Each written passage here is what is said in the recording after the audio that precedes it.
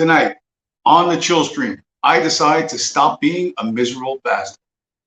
The greatest Bitcoin meme ever, the Magnificent Seven, what it means, that and much, much more.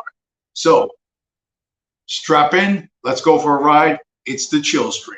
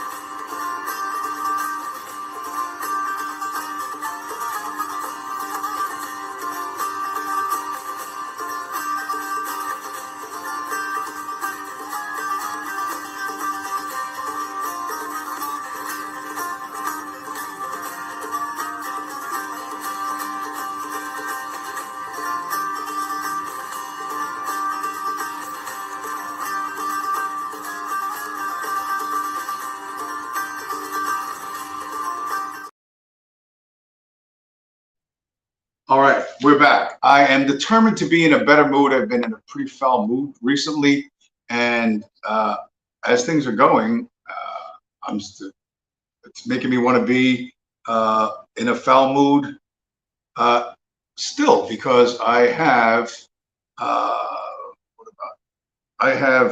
made a bunch of different choices. Let's do this. Okay, see if that works. All right, so hey, what happened? I just had that thing, man. Bro, what's up, bro? Good. All right, it's been a not a great couple of weeks, and I ended up screwing up something that I shouldn't have screwed up, and I put myself kind of in a jackpot that now I got to get myself out. It's not the end of the world, and I got to remember that I am luckier than 99% of the people on this earth in a lot of ways, and I lose sight of that, and I become something of a miserable prick. So I'm going to stop being a miserable prick and try to be a happy warrior, happy in what I'm doing. So what happened was my company convinced me, they were pressuring me for a couple of years, really, to buy a cargo van, right? So, well, you make a lot more money. And I naively went and bought one without getting anything in writing from them, like how much more money I would make. And so, of course, they don't have the work for me. Now I got to pay for this truck. And I was trying a couple of things to make it work, but nothing's getting off the ground. And then I just found out the truck needs like $5,000 of work in order to get it past inspection in the state of New Jersey. So, like, you know, not happy about this, and I've been twisting and turning trying to get out of this fucking spot that I put myself in. But, you know, like at the end of the day, I'm going to be restricted financially probably for the rest of this year and maybe a little longer. Even if I sell the truck and I haven't sold it yet, I'm going to get about 1/3 of what I paid for it. So, you know, what are you going to do, right? You make mistakes. Why did I do it? Because I thought I could mine fiat faster and turn it into Bitcoin faster. So I was high time preference, and it's going to end up costing me in the long run. But I'm not the only one with truck troubles. I just found this that you can't fucking believe this. Oh, by the way, if you notice the background, You see the Bitcoin bull in the background. The other thing I decided to do, because I'm not gonna have a hobby. I'm not gonna buy a motorcycle anytime soon. My hobby's restricted to fucking streaming. This is gonna be like my main hobby for the foreseeable future. So I paid the StreamYard subscription price to be able to do a bunch of cool stuff, or whatever cool stuff I can do with this phone. And part of that is the background that you see there. That's the Bitcoin bull. So maybe make the show slightly more visually appealing. But anyway, with that, here's a company, and I talked about this last week. I talked about Target, the retail store losing $9 billion because they came out with an LGBTQ friendly line of children's clothing. Well, listen, all these elites are spineless nothings, and they will go along with anyone that and anything that they're told to do. How do I know this? This is at every company. This is even at Ford Motor Company. I don't know if you've seen this. This is a 1 minute, 18-second clip of a commercial that first aired in Europe, but look at how bad this idea is.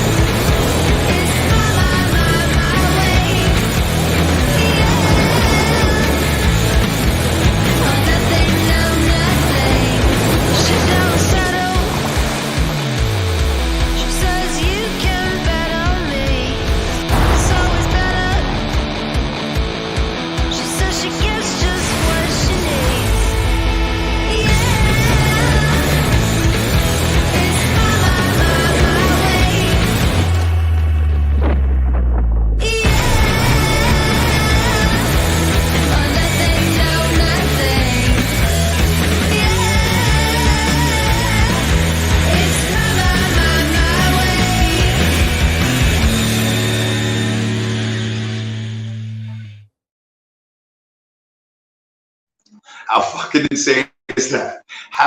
Who thought this was a good idea? So Ford is big with its pickup trucks. That's not its full size one, but they make like a factory custom that's called the Raptor, like after the dinosaur from the dinosaur movies. And it's a popular truck. I see them on the road all the time. It's elevated and it's from the factory, and it comes with big wheels and shit. And they decided to make it gay. They decided to make a gay pickup truck and try to sell it to I don't know who, because I don't think they sell a lot of pickup trucks in Europe, but that's where that ad originally aired. They sell a lot in Australia and in the US, but if you find that video on YouTube, the number of people in the comments that are saying, I will never buy another Ford product ever again. I will never, ever, they're like 4 generations of my family have been buying Fords. We will never buy Fords again. So they're all going to do this. Everyone's going to do this, and you have no way to stop it. There is no way for you to stop this or make them pay a price. No one at Target lost their job. They didn't lose a paycheck. You know what I mean? They get to continue their millionaire fucking lifestyle and look down on you while they do things that are offensive to every thinking human being. But I got to tell you, things are not always don't always go the way people want them to. And so where am I going to go to next? All right, so let's stay on the rainbow theme. Let's stick with the rainbow, right? So you've heard me talk about that person, Lynn Alden, or probably the guy's name is Leonard Alden, but and I'm sure he's a member of the tribe. So it has something to do with Swan Bitcoin, right? And Swan Bitcoin is, I use their videos all the time. I got videos from them tonight. But they have partners, right? Their partners is a YouTube channel called Simply Bitcoin. Well, so what? Well, it should be, I started calling them Simply Bitcoin. So here's the guys. Here's a quick it's like a 48-second clip. They're giving some news about apparently they're all in Florida. They're giving some news about what's up in Florida and their hero Ron DeSantis. It's finally official. Florida governor officially bans central bank digital currencies in the state. The governor has been outspoken his belief in the negative implications of a government-controlled digital currency. However, DeSantis introduced legislation against the digital currency in March of this year. He's really hell-bent on it. He's still on that crypto tip where like he talks about it. He's like, people should be free to buy whatever cryptos. And honestly, as a libertarian, I agree. But if you want to buy Doge with your hard-earned money, so be it. But you're going to wreck yourself. And you know what? I love the memes that he's using. Big Brother's digital dollar. This is not a Bitcoiner saying that. This is literally the governor of a state saying that. So, I mean, I'm proud to be a Floridian right now. This is pretty awesome. And I hope these types of things keep moving in this type of direction. So that's simply Bitcoin. It's that guy and a few other guys.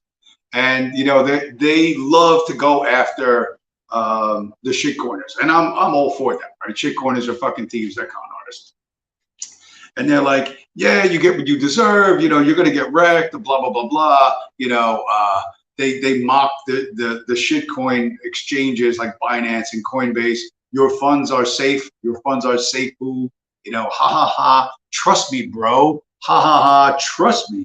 And they mock them without mercy. And like I said, I totally support that. They're young and they're naive and they have no sense of history or perspective. And they're like, oh, the New York Times is, spinning false narratives. Really? You should read about the whole of the more. But you think the fucking false narratives about Bitcoins, fucking, if that's your biggest problem, you ain't got no fucking problems. So they cry about this, oh, censorship, freedom, blah, blah, blah, blah. Well, over the weekend, Swan Bitcoin, they're one of their top guys, a guy named Corey Klippenstein, who I don't like. I didn't like when I first saw him. He's like that. He comes off like a spaced out, kind of a hippie, but not with long hair. Apparently, Swan Bitcoin, which is partnered with Lynn Alden, has been, having some trouble. Their business in New York, whoever custodies their Bitcoin for them, because apparently the way it works with Swan is you pay Swan, but then they open an account for you at a separate company. So in case they go bankrupt, you don't lose your Bitcoin, or your Bitcoin doesn't get sold off. And so it's a separate custodial agent, blah blah blah, whatever the fuck it is, I don't know. But it's apparently one of the ways to structure things for venture capital firms. So that's how they structured Swan. And they partnered with some custodial firms that are fucking getting kicked out of New York, getting kicked out of Texas, getting kicked out of fucking California. In the state of Connecticut, they were told that they would have to sell all their Connecticut customers Bitcoin and send the customers USD, US dollars. And they're fucking it. Now, so they had that guy you just saw on the screen, had Corey Klippenstein on. They're like, hey, I know you want to talk to people about, what's going on and the migration from what system to whatever system. So they're having all kinds of back-end computer problems. People don't know if their funds are safe or not. And I'm fucking thrilled with this, because you partnered with a transgender, right? And the people you associate with, the people you go into business with, counts. Obviously, for me, I fucking partnered with my scumbag fucking company that I've been working for 7 years, and they have no work for me. Now I'm on the fucking hook for this bank loan, right?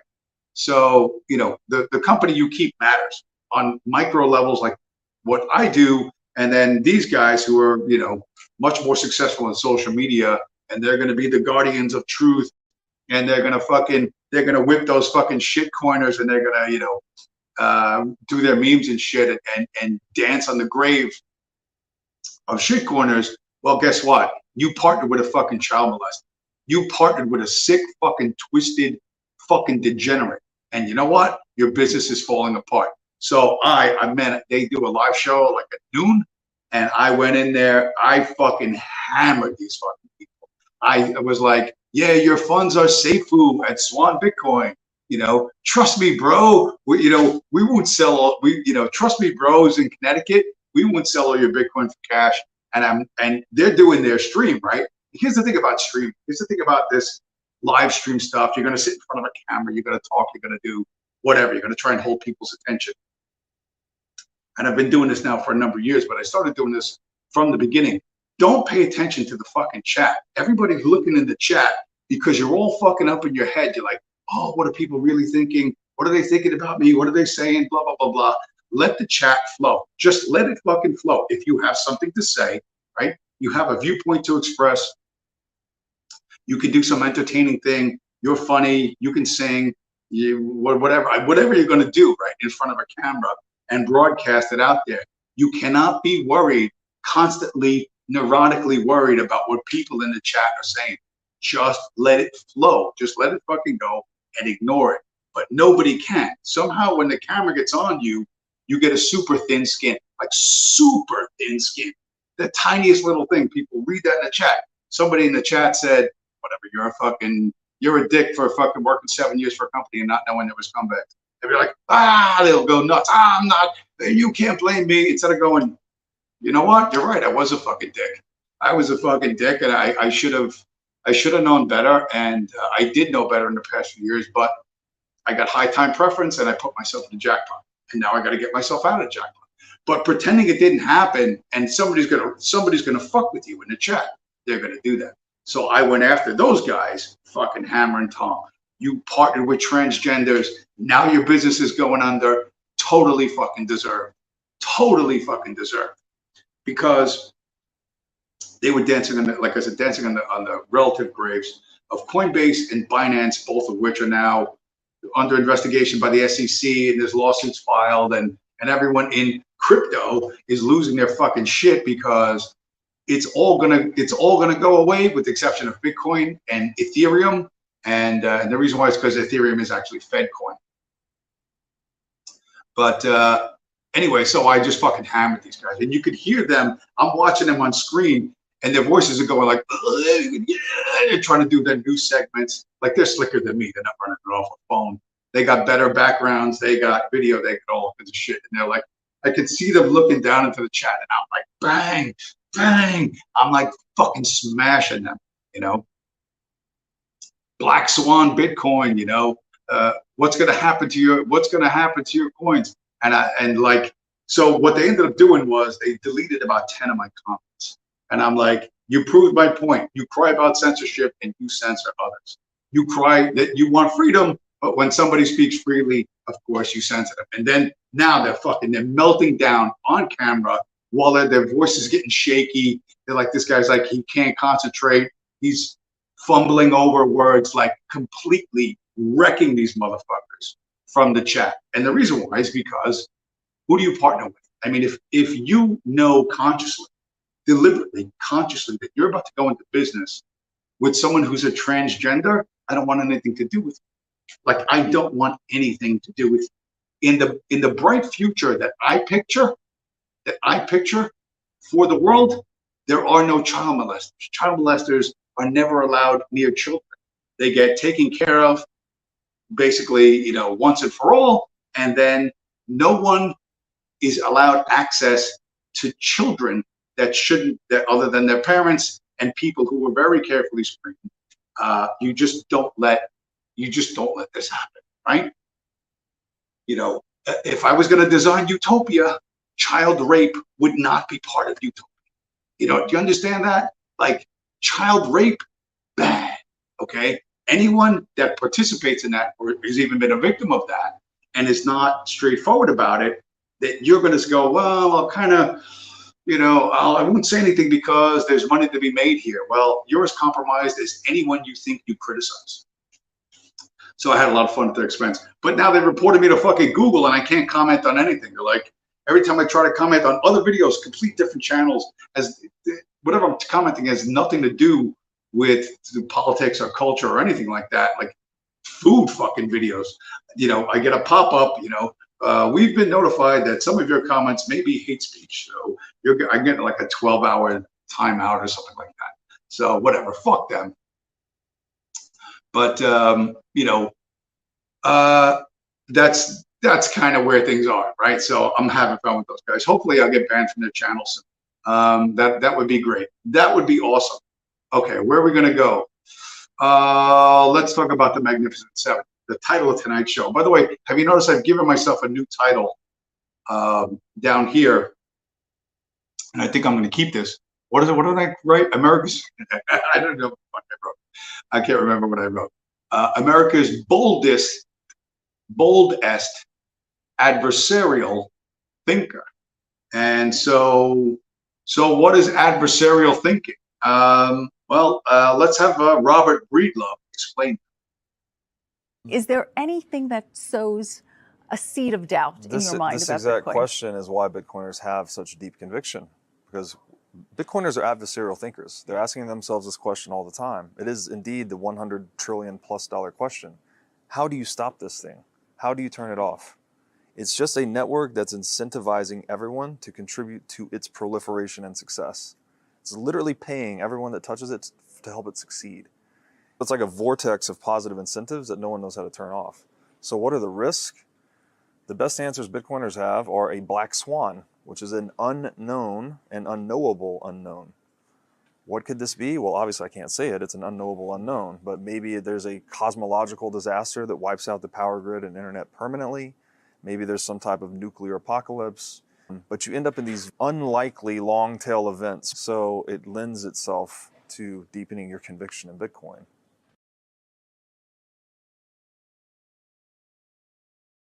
And that's true. Bitcoiners are adversarial thinkers.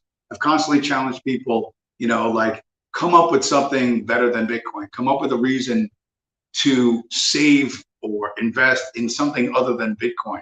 And I don't hear anything. It's not just that you guys are sucky at this, although you're sucky at this, but it's that no one is very good at it. So what the fuck does that have to do? What does that have to do with where is it? This is okay. So let's go to the Magnificent Seven, who were in quite an adversarial situation some time ago. And this is the original, by the way, not the fucking Denzel Washington remake.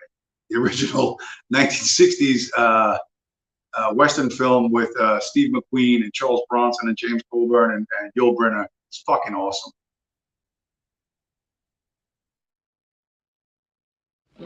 Seven, seven, seven, the Magnificent Seven. They were only seven, but they fought like 700 to bring the kind of justice that would last. Seven, seven, seven, the Magnificent Seven. They made a brave stand, the Magnificent Seven. They fought for the future to wipe away their past. The Magnificent Seven.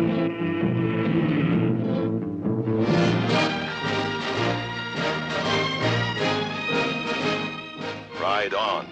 Ride on? Somehow I don't think you solved my problem. Solving your problems isn't in our line.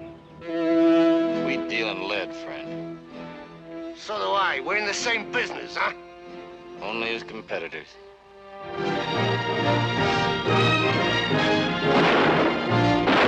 Get up and face me!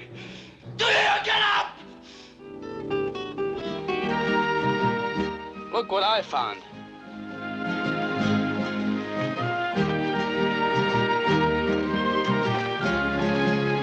So that's where they were. You hid them. Sure they hid them. But she won't tell me where.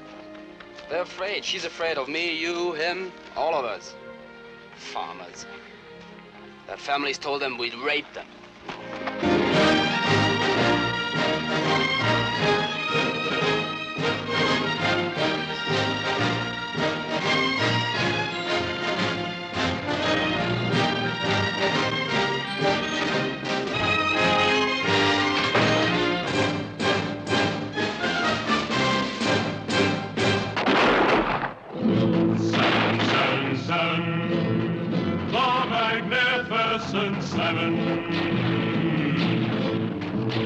They were only only 7, but they fought like 700 to bring the kind of justice that would last. They made a brave stand, the Magnificent 7. They fought for the future to wipe away their past.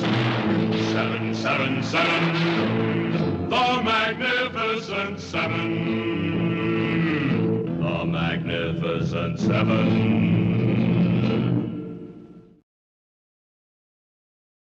Now that was a movie. By the way, that movie is based on a Japanese film called The Seven Samurai with Toshiro Mifune, and I don't remember who the director was. The director was a big deal. So, all right. So, what the fuck does this have to do with anything? Like, what is that? What does a 1960s cowboy movie have to do with the economy and fucking and Bitcoin and everything else? Well, if you follow the financial markets, there's recently been a term. Someone has coined the term the Magnificent Seven. What are they talking about? What they're talking about are 7 stocks in the S&P 500. Now, the S&P 500 is the top 500 companies in the United States. So these are the 7 stocks that, if you take them out of the S&P 500, it's significant. The 7 stocks are Facebook, Meta, Amazon, Alphabet or Google, Apple, Nvidia, Microsoft, and Tesla. Well, so fucking what? If you take those out of the S&P 500, you're left with 493 other companies. And in the last 2 years since COVID, none of those 493 companies has improved their stock price. Their stock price has not gone up in 2 years. They can't make a profit. They can't drive the stock price. If you take that 7 out, the 7 that I just listed. So let's do a little math here. If 493 of the top 500 companies in America can't increase profits or increase their market share, that's not a fucking good thing, okay? And if you think that Yul Brynner and Steve McQueen and Charles Bronson and Robert Vaughn, by the way, he was a great one, were up against it versus Eli Wallach and the fucking his caballeros. If you think they had a fucking hard time, well, guess what's coming to the fucking economy? There's an inflation monster that's coming to fucking eat everything, coming to fucking destroy everything. Right now, people, because the S&P keeps seemingly driving higher, but it's only driving higher because of the 7 stocks I talked about. They're all up 50 or 60%. Everything else is flat, 1% or 0. And that's bad news. That's bad news for the American economy. It means layoffs. It means all kinds of problems. And those problems are going to multiply and multiply and multiply. So that's why I titled tonight's show The Magnificent 7. It's really about that there's a tiny, tiny amount of companies that are profiting, and that even then, that's not going to last forever. So what do you do? How do you protect yourself? Well, there's a couple things you can do, but really the best thing is to buy Bitcoin. But let's what are we going to talk about? Let's show you some cartoons. I got cartoons too. You wouldn't believe all the stuff we got. We got cartoons. There's a ton of Bitcoin cartoons. I didn't even know this. But here's a 49-second cartoon about fiat currency. So how do we make money that's easy to carry but hard to create? Well, one solution is Bitcoin. What about gold? Gold is rare and hard to mine, but because gold was heavy and hard to carry, government started using paper money that represented gold stored in a big vault. Oh, like a coupon where you redeem $5 of paper money for $5 of gold. Exactly. The government couldn't print more money without mining more gold, and it worked great. People built wealth. Society thrived. Paper money makes so much sense. But then governments became greedy, and instead of making the same amount of paper money as gold, they just started printing new money out of thin air. Paper money makes no sense. People worked their whole lives saving paper money, only to lose everything to inflation when the government made creating money easy. When money is easy to make, society begins to break. So that's a quick cartoon, and the guy hiding his face, of course, is Satoshi. So I don't know, how does that apply to you in the fucking real world? Here's how it applies to you in the real world in a much more not in a cartoon presentation, but a presentation for people looking for some sort of permanence in life. 24 now, still at my parents' house. Thought I would have it figured. Hi. From music artist to music artist, I'm about to tell you exactly why. The reality is that since our parents' generation, the cost of living has tripled. According to Humble ISD history, the cost of a new house in 1980 used to be $68,714, and the average income was just above $19,000. In another article I found by CNBC, they actually report that the cost of a house in 1980 was above $47,000. Now, compare that with the median sale price of a home in 2023. It's literally tripled, while our wages can't even keep up. They haven't even doubled. So let me get this straight. Inflation is making everything more expensive, including the cost of a home, but that same money that they're printing isn't ending up in our pockets. Make it make sense. This is why we buy Bitcoin. So that's a much more timely message to people who, particularly young people who are trying to start out in life. You'd see all this angst on Twitter and these other social media platforms. Oh, why get married? I can't afford a house. I can't do this, can't do that. And the little cartoon with Satoshi saying, when money's easy to make, society begins to break. There's dozen different ways I've said that, dozen different ways to say that.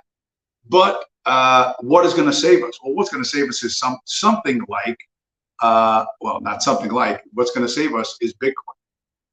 The number one Bitcoin evangelist, I've shown him a bunch of times on this show, clips of him, Michael Saylor, former CEO of a company called MicroStrategy. The people that swam Bitcoin did a nice, not quite 8 minutes, 7 minutes, 40 seconds, a little biopic, a little, who the fuck is this guy who's considered like, the high priest of Bitcoin.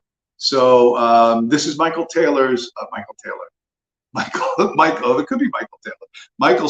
origin story, and I think it's pretty interesting, and I think we got to some observations at the other side of it. So I'll see you in about 7 minutes and 40 seconds. Digital gold is smarter, faster, stronger than gold. All your models are destroyed, completely devastated. Bitcoin goes to the moon. If you have the superior asset, it's going up forever, Laura. Forever. Right. There is no second best.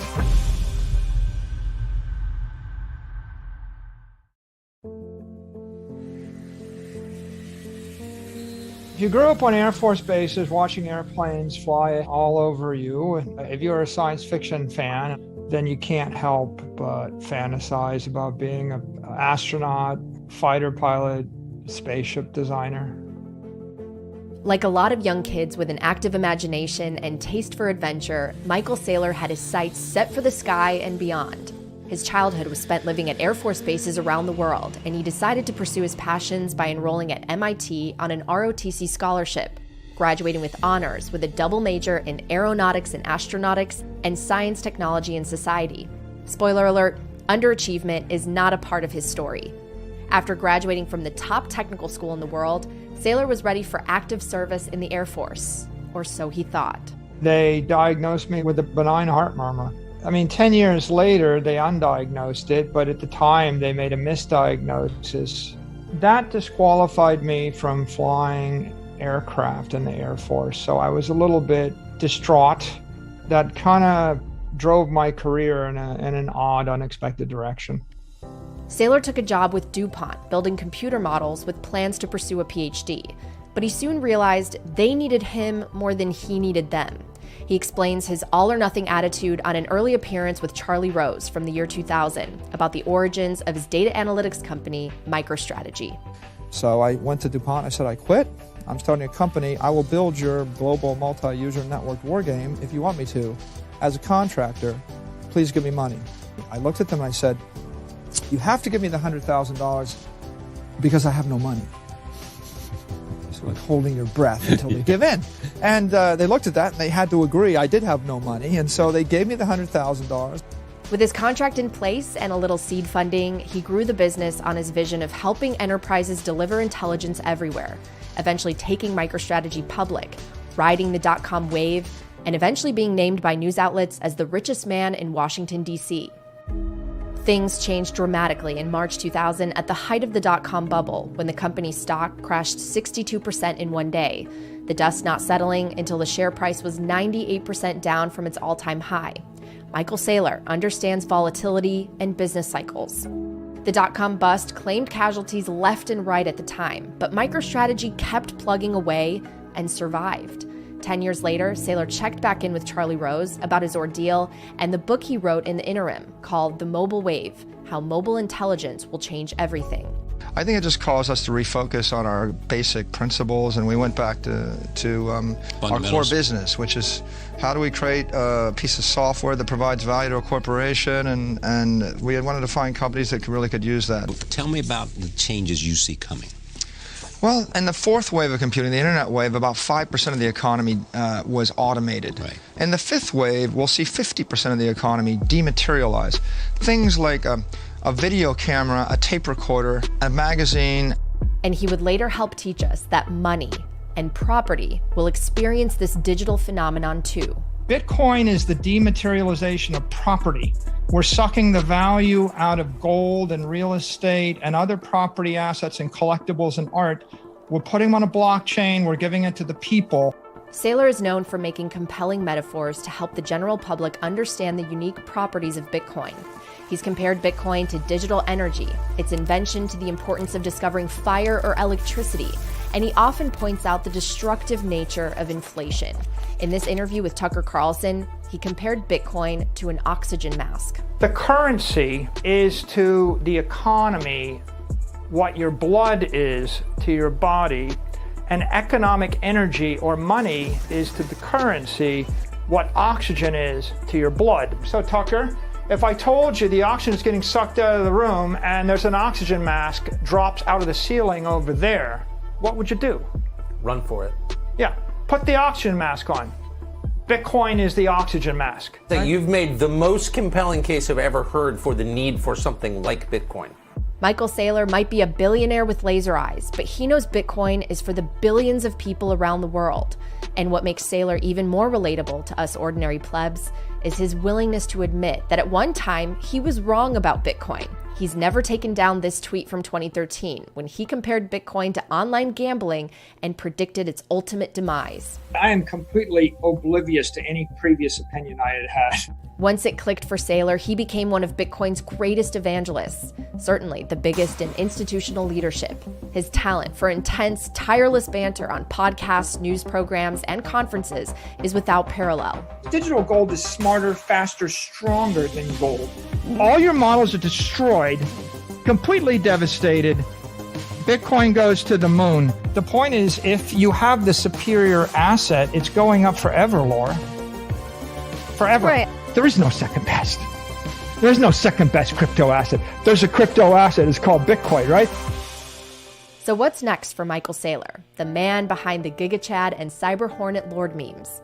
He stepped down recently as CEO from MicroStrategy after a 33-year run to serve as executive chairman and focus on oversight of its Bitcoin strategy. He recently received an award from the Atlas Society for his lifetime of achievements. For the first time in the human race, we have unleashed a freedom virus, a truth virus. We've unleashed a sovereignty virus, which is also a monetary virus. Educating the public on Bitcoin's potential to establish a more fair and accessible economic system that extends property rights to the world via an incorruptible technology network has become Saylor's personal mission, a mission aimed at spreading free education and infinite hope through scarce freedom money. The idea of a true monetary network is a transformative idea, a very big idea. And I think that people can get worn down in the traditional system And a lot of times when they come through that portal and their eyes open and they start to see the world differently, it kind of is inspirational. Certainly, I see the economy differently today. I see the world differently today. I have a different mission. I have a mission today that was not on my shoulders before, but we all need a reason to live, right? And I think this is a pretty good reason to live. I mean, it's the definition of hope.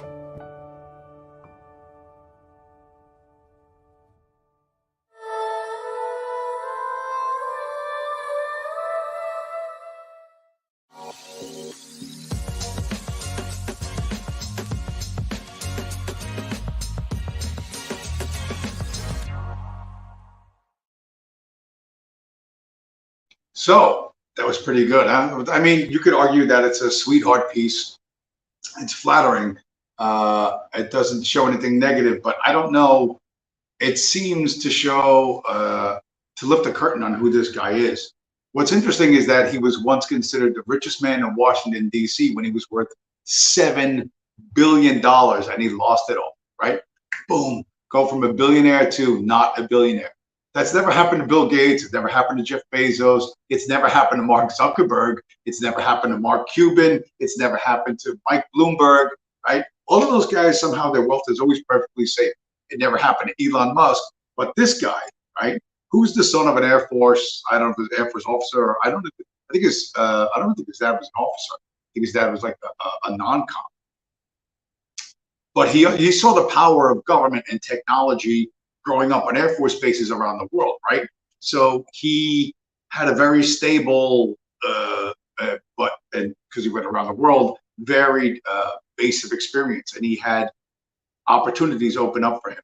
But listen, you don't get a degree in aeronautics and a degree in fucking whatever other aeronautics and whatever the fuck, I don't know, a double degree at fucking MIT in real fucking science. They don't fucking hand that to you. You know what I mean? And then he was young and ballsy, right? And he goes to DuPont and says, well, I quit, hire me back as a contractor, but you have to give me $100,000. And they did it. I pass by DuPont all the time, by the way, in Delaware. When I drive through Delaware, I see DuPont factories. And now it looks different to me. You know what I mean? I just thought of DuPont as the guy who invented who proliferated dynamite and shit. But so now I'm going to see like the origin story, part of the origin story of Bitcoin. But in that video, you also saw like sailors like in a McDonald's uniform holding balloons. Like he actually was like a manager at some fast food joint. Like he really did that, while he was working on his fucking degree. So this guy has fucking seen it all, right? He was on top of the fucking world. They broke him. They thought they broke him, but he's such a clear thinker. He understood that, the mobile wave, the internet wave with cell phones was coming, and he understood how to take advantage of it. And he made back, I think he made $500 million in the stock market between the dot-com crash and like 5 or 6 years ago. And the way he did it was by being the smart guy that he is, right? He understood that the big companies, the Microsofts, the Apples, the fucking Teslas, etc., the ones that dominate the market with new technology are the ones that are going to win in the long run.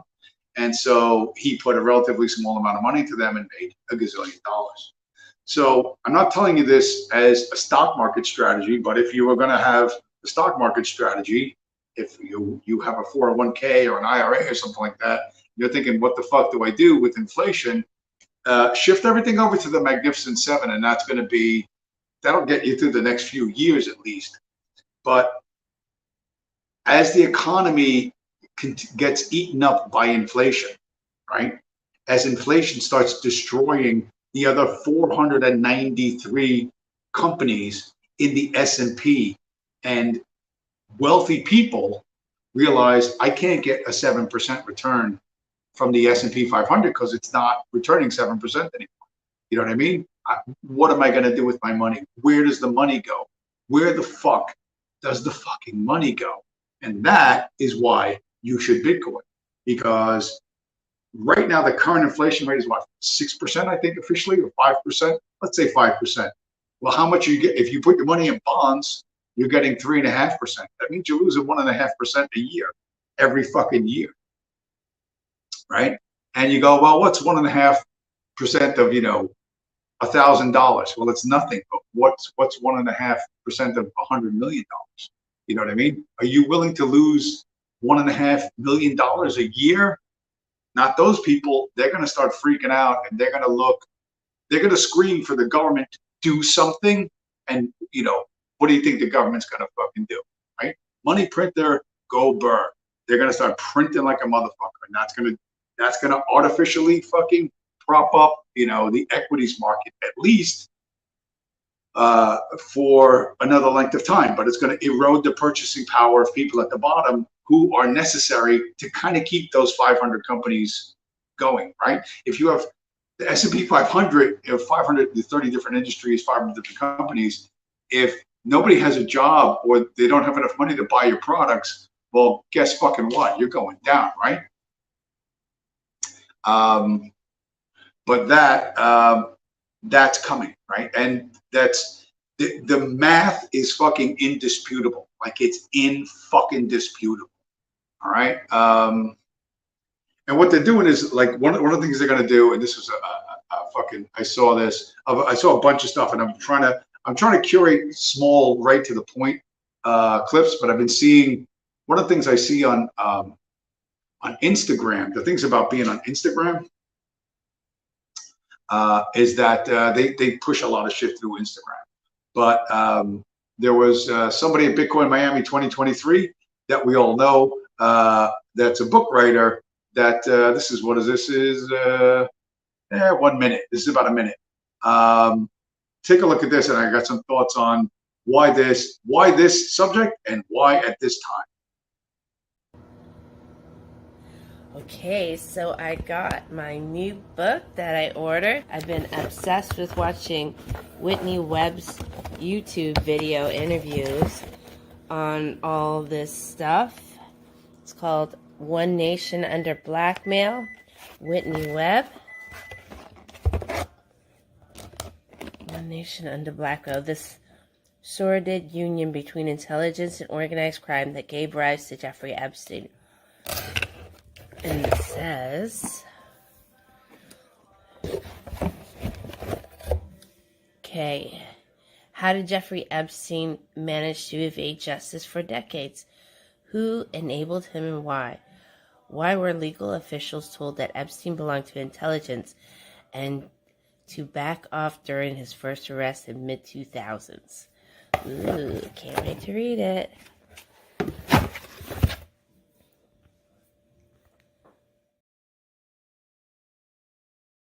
So does Whitney Webb study this? Like, who gives her access to this, right? Who is she? How does she get access to that much material? She writes a book this fucking thick, right? It's a slick looking book. How does it get published? Who is this girl? It just gets published, right? Like, who is she? What are her credentials? How does she get access to all these records? How does she know, right? Obviously, because somebody's feeding it to her. Why are they feeding it to her? Because her father is a division chief at the NSA or some shit like that. You know what I mean? So, understand we're going to reveal the secrets. What created Epstein? Well, I personally think Epstein's cooling his heels on a beach in fucking Israel. I don't wait. They didn't murder him in jail. That's fucking Hollywood bullshit. They don't have the ability to do that. There are dudes just waiting around going, with the fucking sign that says break glass, like a fire extinguisher, like break glass in case you need a murderer. They're like, okay, I'll murder you, like murder for hire. And it's just not there. You go, well, the dude's in prison, but trust me, you got to have somebody go in prison and you got to make a deal with this guy, right? You got to make a deal with the fucking murderer. So whatever. But if you think Epstein killed himself, I don't. I think the cameras were shut off. The guards were sent away. They walked him out. They put in some dead body that they got from I don't know fucking where, some synagogue in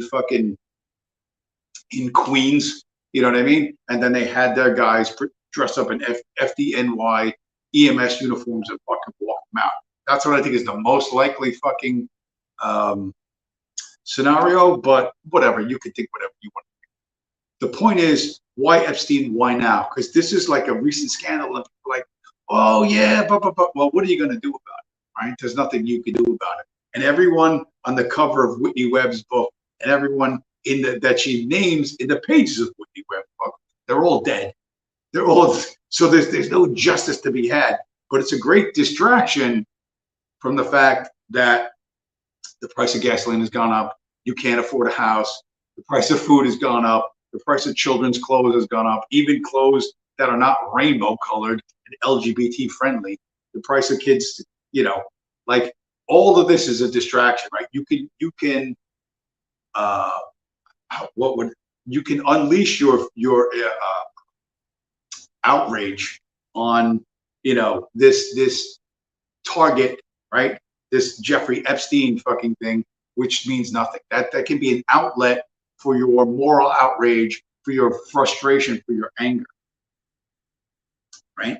And then you don't really, and they just keep fucking printing money in the background, So that's really where things are, right? They're just gonna have new distractions and new distractions. And these dopey Bitcoiners who don't fucking know nothing will be dazzled by Whitney Webb and space aliens and other bullshit. And Tucker Carlson, whose father was the public policy director for Radio Free America, which was CIA radio worldwide. Everybody knew that. But Tucker's not CIA. Yeah, okay, Tucker's not CIA.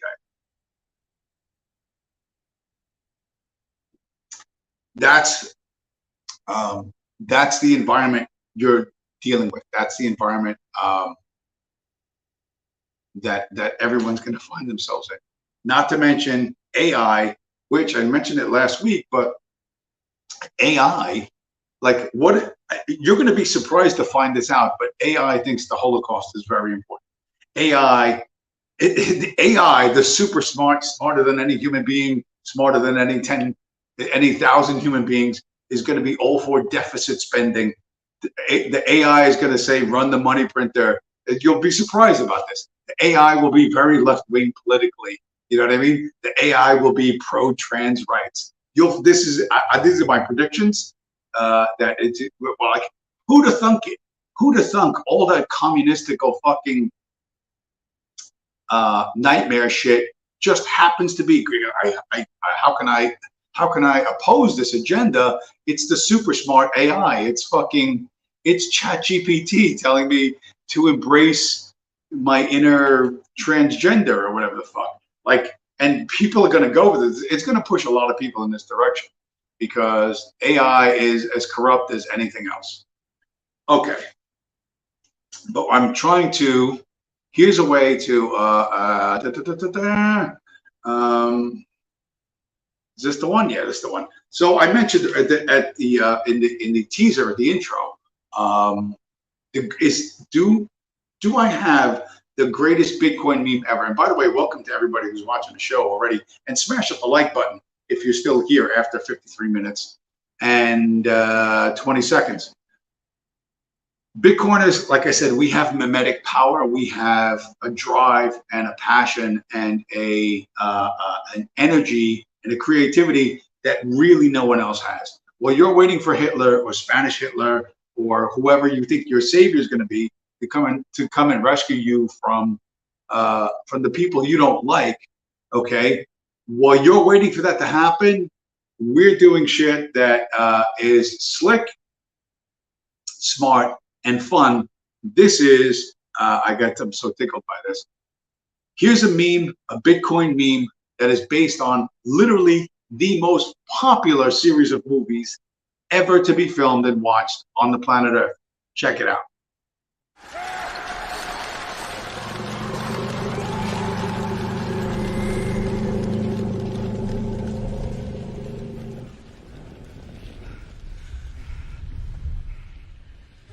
What is this new devilry?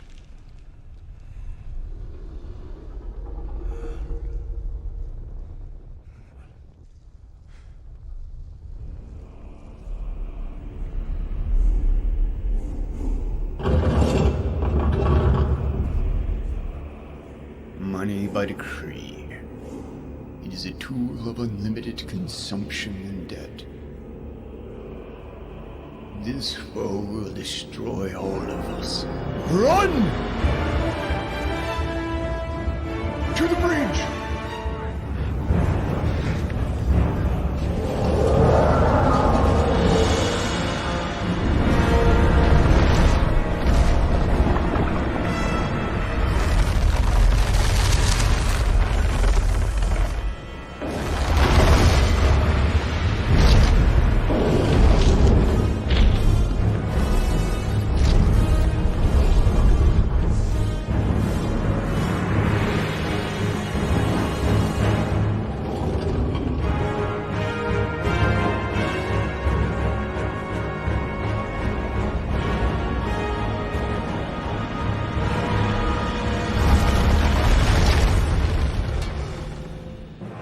You cannot pass!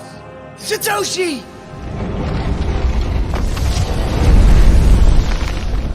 I am a solvent of cryptographic truth, pleb of the Cyber Hornet army.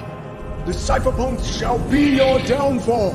Bitcoin fixes you!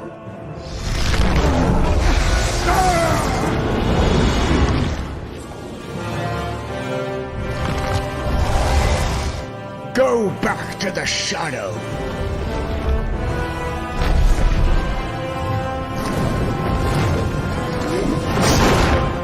Have fun staying poor!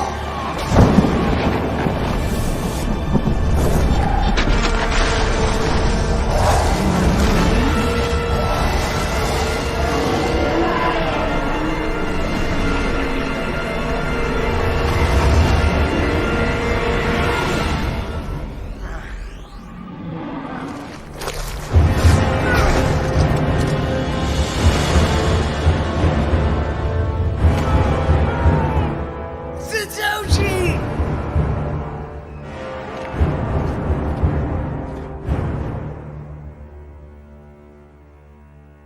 Bye, you fools!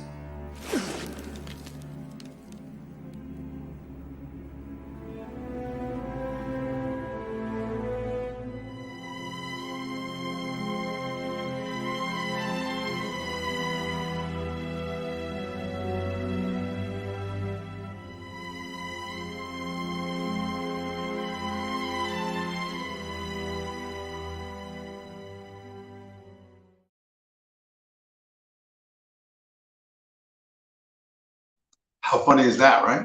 The most popular movies, they made $1 billion. Lord of the Rings films, right? And then Bitcoin has turned it into a meme. And, you know, the pretty slick one. No one else has done anything like that. I've never seen anything with that level of dedication and creativity. This is what we bring that no one else can bring. And, you know, what is the Lord of the Rings book or the Hobbit books and later the movies? It's a group of white people. Shockingly, they're almost all white people who, you know, have to fight these powerful demonic forces, and good eventually triumphs over evil. Okay, that's the narrative arc. You know, everyday people, normal little halfling people, hobbits, not even full-grown men, right? Who are unaccustomed to war, unaccustomed to conflict, have to go, you know, and have this all this big adventure and these grand experiences, and then find something inside themselves to drive themselves to get past this horror, to beat these horrors and these monsters, right? You go, all right, well, you know, it's fantasy and it's narrative, and Tolkien was trying to sell books and blah, blah, blah. That's all true. Except the reason why those movies made $1 billion, that's billion with the B, and there was almost no diversity in any of them. There was one diversity woman in the background of like the last two Hobbit films, which there shouldn't have been three films called The Hobbit, but whatever, it should have been. They did what they did. They're just milking as much fiat as they can out of those stories. But the reason why that was so enormously powerful to audiences worldwide is because people want to believe that that's possible. And even if they have to suspend all disbelief and enter into a magical world of half-sized people and wizards and magic and demons and blah, blah, blah, blah, the basic human urge, particularly amongst Caucasians, to fix things and make it right, is indomitable, you know. And that meme, you know, where what's that creature called, the Balrog, the evil black thing, you know, that's chasing after them, that's a super powerful super monster with fucking horns. That's the money printer. That's fiat currency, you know, and that's going to eat up everything. It's eating up the S&P 500 right now, the top 500 companies in the United States. And one of the things I did, I just smashed up the buy button, by the way, on Sunday for another buy, even though I didn't really feel like it because I was upset about the truck thing or whatever, and I'm in a bad mood about myself and feeling like I'm, you know, kicking myself for being such a jerk. And I did not want to buy Bitcoin. I didn't want to drain my checking account. You know, like I wanted to like, okay, how do I manage this? And I'm like, no, fucking smash up the buy button. And I did, because it's important to do when you don't want to do it. Because when you want to do it, it's going to be too fucking late. It's just going to be too late. So act. I suggest you act before it's too late. There's an insane amount of fucking noise out there. Things that you don't need to be paying attention to. You know, false fucking saviors. You know what I mean? Whether it's going to be you think it's going to be a political savior or religious, there's going to be a religious revival or whatever. None of that's going to happen.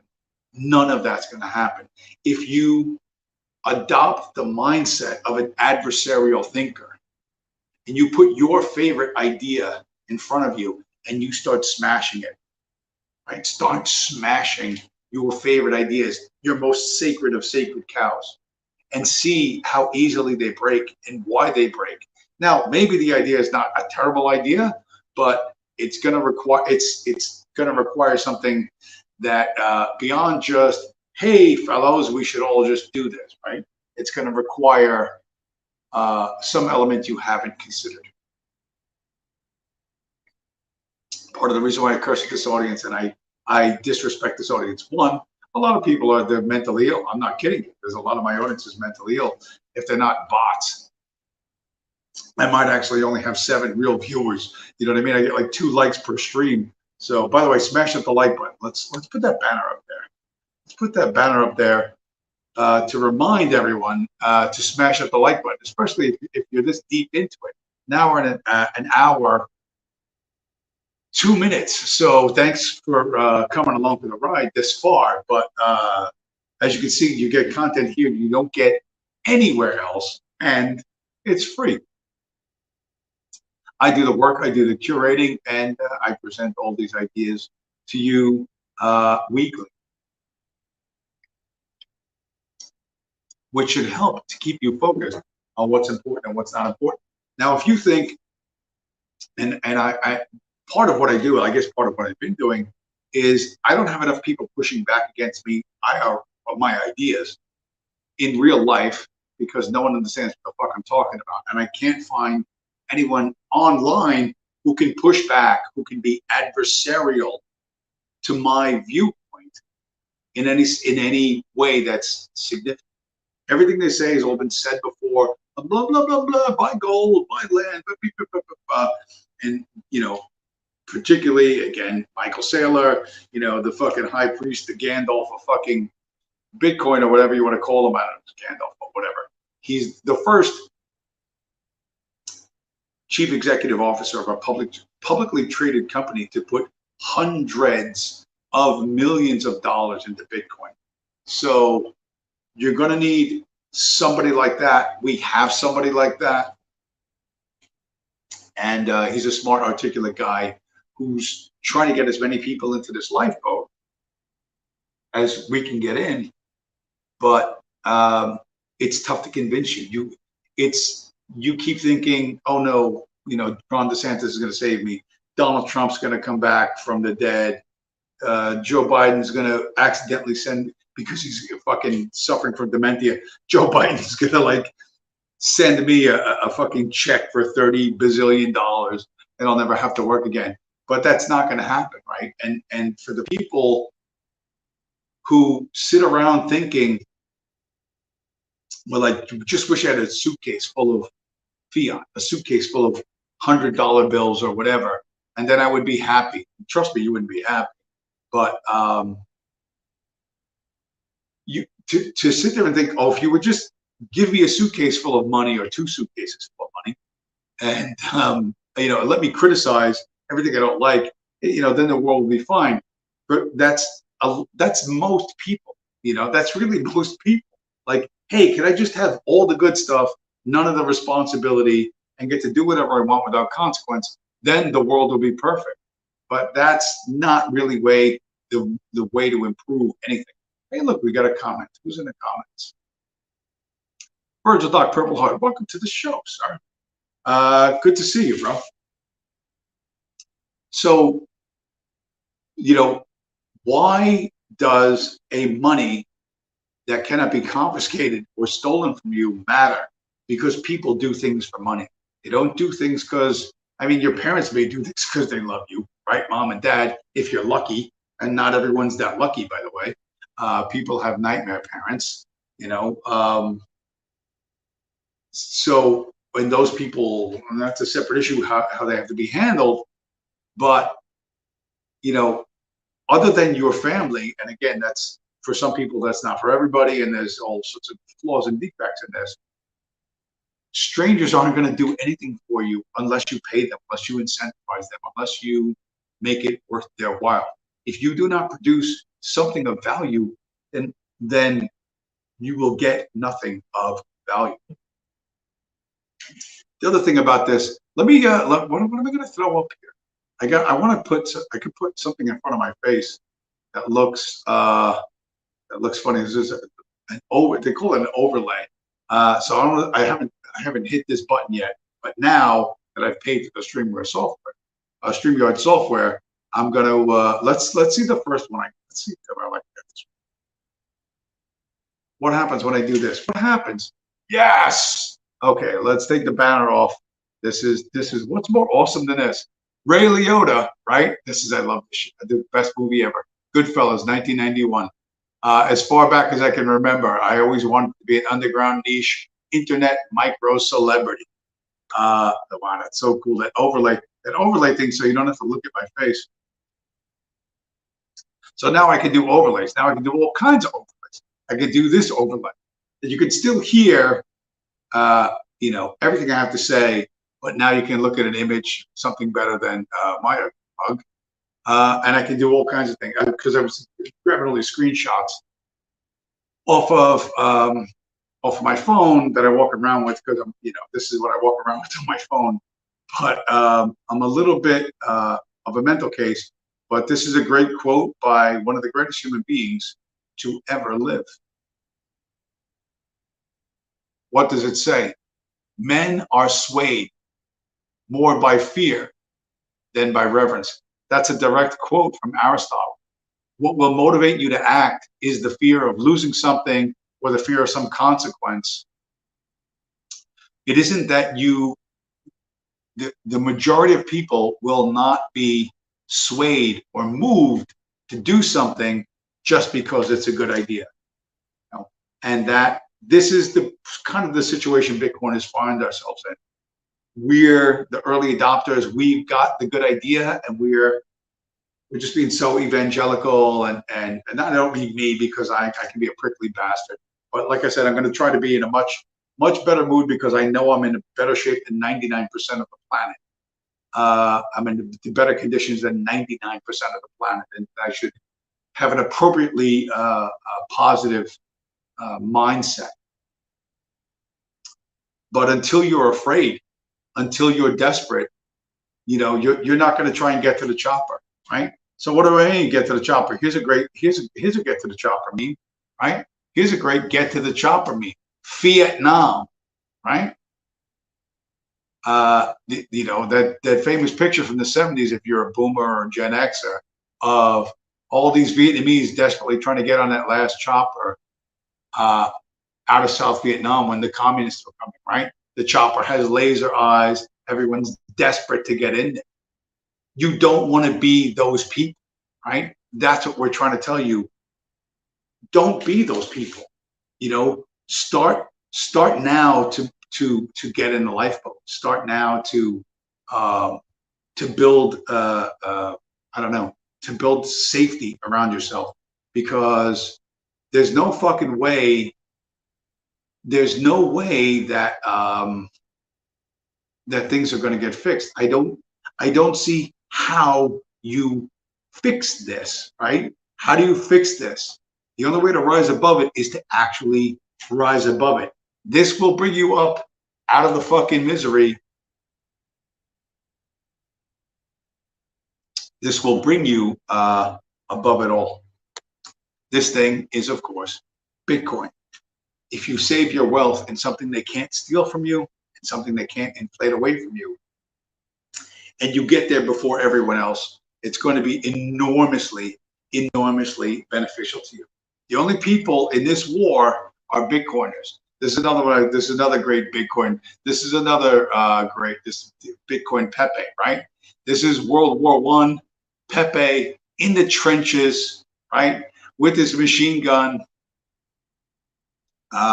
waiting for people to come, to come up over the hill, and defend his position. This is where we find ourselves. It's dark. It's scary. There's going to be a lot of unpleasantness, but we're the only ones fighting. We're really the only ones fighting. Anyone else who pretends to fight is trying to persuade the people behind the money printer to just give them a suitcase full of $100 bills and let them go home and criticize the people who just gave them the suitcase full of $100 bills. That's not going to happen, kids. That's not going to happen. It's never happened ever. And if you believe that's going to happen, you're not dealing with reality. You are not dealing with reality. The future, listen, the future, if we get this, right? If we get this as a future, okay? And this is an artist, a Bitcoin guy. Notice on his T-shirt above his chest, the Bitcoin logo in that orange circle, right? He's actually standing outside the U.S. Federal Reserve in Washington, D.C., making a painting of the U.S. Federal Reserve in flames. That's the level of intensity and dedication, creativity, and motivation of Bitcoiners. You and your crap ideas, you don't have that. And you can't do that because you're insane, you're advocating violence or some nonsensical thing. But the reality, since I don't know since when, I don't know who was. I wonder who the first one to do this was. This is the humiliation ritual for the president of the United States, right? So this is one of the best memes. Same shit, different president. So you got Clinton, Bush, Obama, and Trump all at the Wailing Wall. And if anybody knows me and anybody saw my Athens versus Jerusalem stream years back, right, you understand that the Wailing Wall, what the Jews call the Wailing Wall, is the only wall left standing of a prison that the Empire of Rome built in the area of Judea to imprison Jews. It's almost all been destroyed. There's no records of it. But if America was really a democracy, this is where the president would fucking be.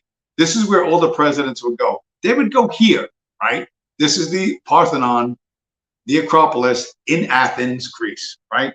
That's where they would go. They would walk around there. There would be pictures of Obama and Bush and everyone else, like this picture of me when I was in Greece last year. I stood on top of this fucking hill in front of the most important pile of rocks ever built. Okay, There's no more important pile of rocks ever, because democracy, as crude as it is and as flawed as it is, represents decentralized problem solving. And there will always be problems in life. There will always be things that need to be overcome, engineered, whatever, mysteries that need to be fucking solved, diseases that need to be fucking conquered. And that is best done in a decentralized way, okay? Democracy is for human beings, as flawed as we are, attempting to use this principle to solve the problems of existence, right? And so, and listen, Greece was under Ottoman fucking occupation, under Muslim occupation for 400 years. Democracy was crushed, was, you know, the boot of Islam was on the throat of democracy for 4 fucking centuries. And you know what? The Greeks threw it off. They in 1821, they started their fucking war of independence, and it took them 10 years because nobody gave them a fucking single gun or a single bullet, and they took back their country. And you know what? They chose democracy. And the reason why democracy, which is a low-tech, really old version of decentralized power, it still works best. That's why it covers the earth today. That's why waiting for Hitler's ghost to come and save you from the Negroes and the Jews is a fool's fucking errand, right? No one's coming to save you. I've said this time and time again. You have to be an active participant in your own rescue.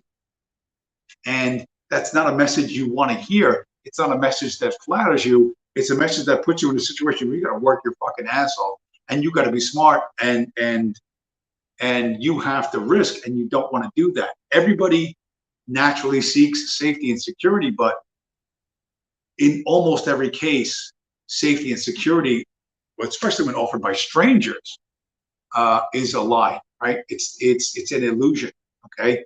It's to draw you in close enough so that people can take even worse advantage of you.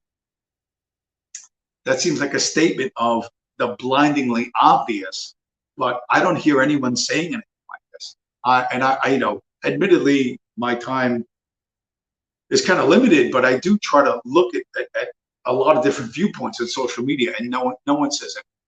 There's, you know, all you see on fucking Instagram and fucking YouTube is like hustle culture. Hey, yo, you know, it's like some tatted up fucking roids bro, you know, like, yeah, man, eat steak, hustle every day, blah, blah, blah, blah. Like, you know, just whipping the fucking, the fucking slaves to fucking work harder, you know, and you'll make it. No, you're not going to make it. You're not going to make it in the system where they print money for free that you have to work hours, days, weeks, months to fucking make. You know what I mean? You work an entire year and you make less money than these motherfuckers make in a week or a day. You're not going to win at that system. So we're suggesting you pick a different system. Speaking of which, I've oftentimes mentioned the sports ball dude. He actually bought Bitcoin. I can't remember if I said that or not. I didn't say that. But he pulled the trigger and he bought Bitcoin at 30K, which is the recent top. We're down at around 25-ish, 26-ish right now. I don't know how much he bought. I didn't ask. None of my business. But he did pull the trigger on some Bitcoin, and I was DMing him about a couple of things, particularly about, you know, the SEC going after Coinbase and the CFTC going after Binance and all this. The federal government going after the shitcoiners. And I told him this months ago, not because I have any unique insight, but because I listened to guys smarter than me, like fucking Sailor and these other dudes. So I told him, I was like, listen, I told him, I said, I just smashed up the buy button recently and bought more Bitcoin. He goes, I'm thinking about that myself. He said, because all the things you said that were going to happen are kind of happening now. Because I said the federal government will come in and clean up the shitcoin casino. I told him that months ago. And now he's seeing that. And this is a guy who's driven mostly by, like, he's a stock market guy and he used to be a stockbroker. He's like, you made some accurate predictions, and then that's lending me to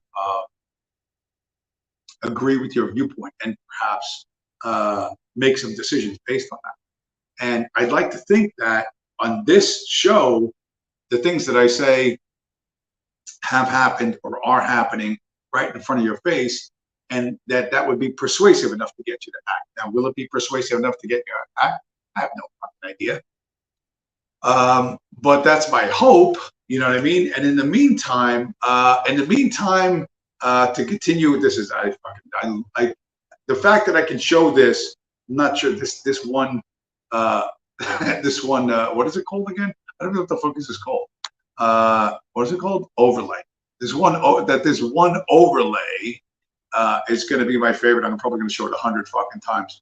But man, this is the way I feel on the daily. Right? So this is the famous scene from the best movie ever made, Goodfellas. There's Ray Liotta. What's in his hand? An S19 Antminer, a Bitcoin mining machine, right?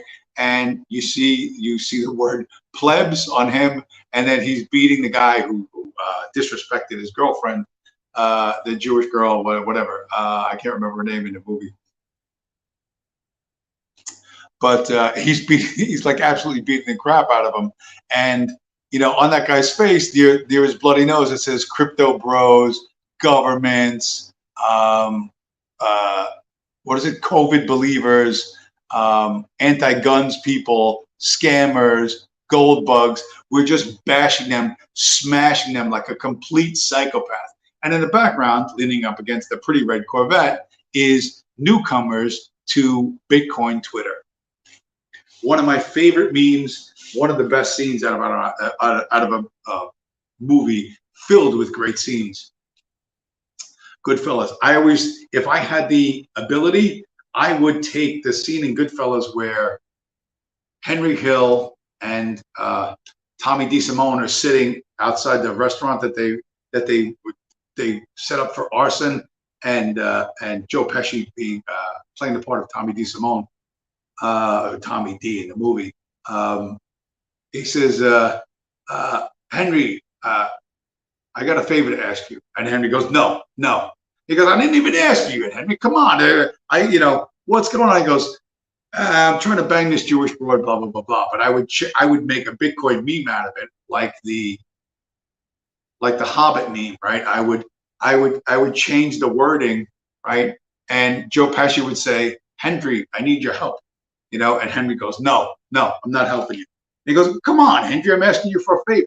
I do you a lot of favors. You do me a favor. You know, what's the favor?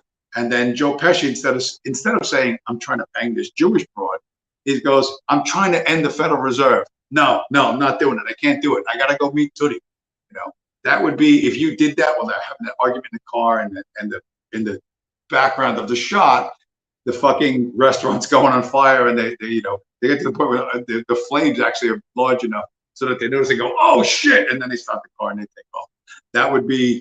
I think that would be a fantastic Bitcoin meme. I wish I had the tech, the bandwidth, the computers, and the fucking Photoshop or whatever you need to do that. That would be screamingly funny. That would be a great Bitcoin meme. And if anybody wants to steal that, please feel free to steal that. Because you know, I'm not about taking the credit, because this is not a show that can be monetized. This is not a show that can be monetized, right? There's things here that are outside of the norm. There are things here, right? This is another one of my favorite fucking Bitcoin memes. Bitcoin surrounded by the cyber hornets, and with the goddess of wisdom or whatever. I see that, of course, from an entirely Hellenistic point of view. I see that as Athena surrounded by bees, because the Greeks were into honey and hot girls. But so you can't show this. You can't. There's even wilder stuff. There's stuff. I have memes. I have these overlays that this is an adult only show, but the things that the reasons there's memes on potentially memes on top of memes. Here's one. This is I carry this around. I still carry this around on my phone. I can imagine if I ever get arrested, what a fucking psychopath I'm gonna look once they do a phone dump. But here's something I've carried on my phone for years.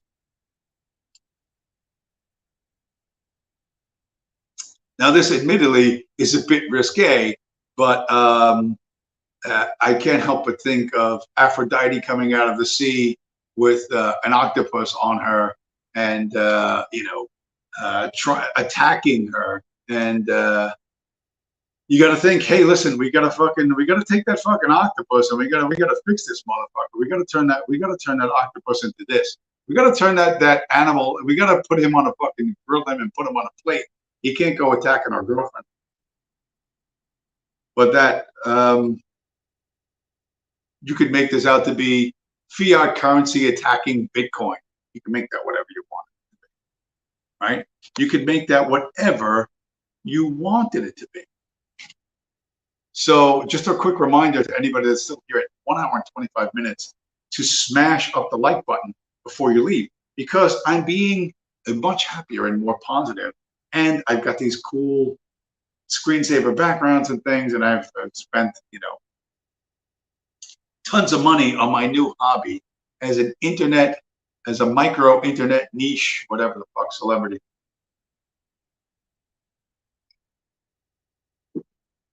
So what else do I have? I don't know. I think we might be coming to more or less the end of the road for this show. I think we're gonna have to we might have to actually call it quits, because I did that origin story. People still live at home. All right, one last thing. Here's, in terms of the craziness, this is the thing when I saw this in the newspapers, and for the time that there's still newspapers, they are. I had no idea growing up that newspapers, these media sources, and it's legacy media, really, it's on its way out, were such a fucking rich source of comedy. So I saw this headline, and then I went and Googled it or YouTubed it, and this is what I found. This is the city of my birth.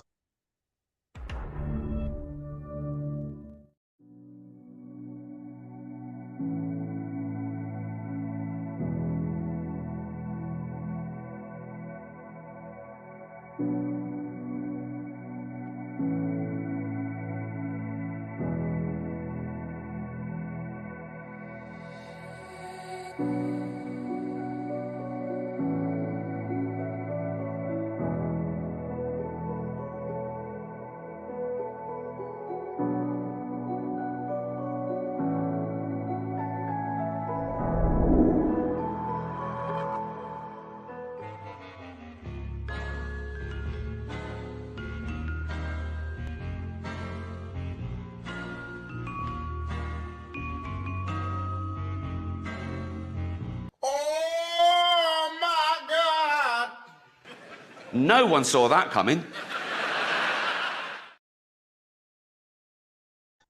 All right, so that was New York City has free crack pipes and free free Narcan for heroin junkies, right?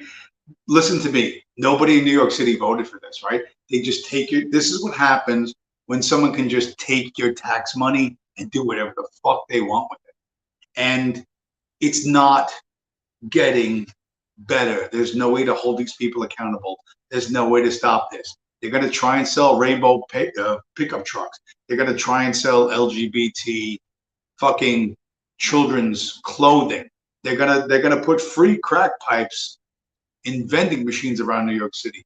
And the only fucking way out is Bitcoin, because it's not controlled by any government. They can't steal it or inflate it away from you. And this is it, and if you've got a better idea, let me know. Okay. So here's the thing about I meant to I'll do this. I will do this. I will mention that you should not panic and you should be low time preference. This is another thing that was annoying me the last couple of weeks. I have this device, right? This is a hardware wallet, right? The most popular, one of the most popular, the most popular hardware wallet on the market. It's called the Ledger Nano. There's like 3 different versions of it. Anyway, this is the actual device, right? It looks like what you just saw on the box. But I plugged it in and the little screen was dead. And I'm like, well, what the fuck? What about all the Bitcoin I put on the device? Well, one, the Bitcoin doesn't actually go on the fucking device, but this is a sign. It's basically this what's called a signing device. And what happens is the screen goes, right? The screen goes dead. And so I was like, shit, what am I going to do? I want to synchronize the Bitcoin I just put on the device or put on that account up with the Bitcoin network. And so I went to YouTube. I was like, Ledger Nano S, dead screen. And there's a bunch of videos on it. And what happens is the screen goes dead. So this right here is the screen, right? So this is the device, right? And there's a screen. So it was like, so there's a tutorial on YouTube how you can order these new fucking screens. By the way, the tutorial was like, the screens are $2. I ordered the fucking screens. Here's the screens. I ordered the screens. Because I have multiple devices. So I ordered the new screen and I replaced the screen as per the YouTube video. But this thing is fucking pretty cheaply made in a lot of ways. There's this part. You see this little raised fucking thing? These are the buttons on top of the device that you activate it. Like make the numbers go up, make the numbers go down, and then you press both of them at the same time to enter that screen or to say yes. Anyway, so I replaced the fucking screen. Everything's fine, but the numbers, you could hear them probably fall down. The number buttons don't work anymore, and the whole thing is broken. So what happens? Do you lose your Bitcoin? No, you don't lose your Bitcoin because your Bitcoin is not actually in this device. That's not where the Bitcoin is, right? The Bitcoin is on the internet. So there's what's called a seed phrase, a 24-word phrase, or a 12-word phrase, depending on how you set it up. Where you can recover your Bitcoin. So I had to do that. And you have to recover it to another device. So, and since I have more than one of these devices, where's the cap? What the fuck did I do with the cap? Oh, here it is. So what I did was I took another one, and when you have one of these devices, there's a PIN number, right? And the PIN number can be like, I think it's between 1 and 8 digits. I can't remember exactly what it is off the right now. I got this in backwards. So there's a PIN number. You enter the PIN. If you enter the PIN wrong 3 times, the device automatically resets itself. So what is the value of that? Well, you use your recovery phrase. That way no one can steal your stuff. If they don't have your PIN number, right, one try, 2 tries, 3 tries, that's it. The device has to be reset. So like I said, since I have multiple devices, I went to another one of my devices. I deliberately put in on the other device the wrong PIN number 3 times to reset it. And it said, what do you want to do? Set up a new device or restore from recovery phrase? So I restored it. I restored these funds from, I'm not going to show you the recovery phrase from the little card that they give you. There's a little card. I can just show you a blank card. They give you this little packet, right? They give you this little packet with your recovery phrase. You write down the 24 words, and then, should anything happen, like your little screen go dead, you have your 24 words or 12 words, and you restore the device. But you need a second device. And I think it's just the screen went dead. It wasn't even that the device is bad, but the screen is fucking dead and you can't see what you need to see in order to fucking enter the pin. So that's why you gotta have a second. They sell these things in packs of 2. It's a good idea to get 2. If you decide to use this device, if you decide to use a different device, then a different device, then you would do something else. But that is the most common Bitcoin hardware wallet or signing device. And there is a failure rate to these electronics. Stay calm, don't freak out. Everything's gonna be fine. Bitcoin is perfectly safe. Like I said, I took another device that I have, same exact device, entered the pin incorrectly on the second device 3 times, and then recovered my Bitcoin using the seed phrase from this one. And it's all good, right? It's all good. Is it a lot of steps? Yeah, it's a lot of steps. You got to fucking pay attention. The 24 words, I entered them in the fucking wrong order. I skipped one and had to fucking start all over again. Unplug the thing, start fucking up. Like, it's tedious. And for a guy like me, it's fucking really annoying. I want to get right to it, but I have to go through all these steps. And you say, is it really worth it? And the answer is, do you trust people, right? Do you trust the people who do this? Where is it? Right? Where? Come on. Come on. Do you trust these guys? Right? These are your political leaders, right? Left wing, right wing, blah, blah, blah, blah, insider, outsider, whatever. It's all bullshit. Do you trust these people to secure your wealth, to secure your health care? Do you trust those guys? Really? Okay. So you go, oh, it's tedious and the hardware wallet might fucking crap out on you. Yeah, it might crap out on you. You know what I mean? But you stay fucking calm. You just follow the steps and everything's right. And this is where you end up with it. Here's where you end up. This is a picture from my vacation. This is a beautiful orange sky. This is actually the sunset looking towards Athens from Sunio Bay, from the Temple of Poseidon, Sunio Bay. There is an orange haze covering the entire Earth, right? Just as the sun goes down, and whether or not you can see this, Bitcoin is covering the Earth right now. You think, oh no, the price is too low, blah blah blah blah. Well, I'll see you in a fucking year or two. You're gonna be. If all you did was sit on your hands and make bullshit excuses, if you are not genuinely as adversarial in your thinking, if you aren't really pushing against this, other than I don't like it because it doesn't have the Hitler stamp of approval or whatever you think, but no, I don't like it because it doesn't involve a stranger coming to rescue me and making my life perfect, which is never going to happen. If you don't have that, then I can't help you, right? This is for this stream, and I'm running now like almost an hour 40. I got to call this quits.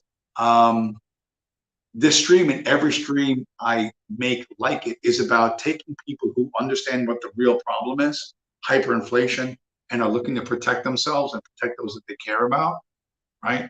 And here's the method to do it. And if you think I'm wrong, push back. You know what I mean? Absolutely push back, write something in the comments, write something after the show's over, whatever. And I will absolutely respond to it if the pushback is sincere. And if it's not something stupid, that's when I say stupid, meaning something that's been covered 10 fucking times before.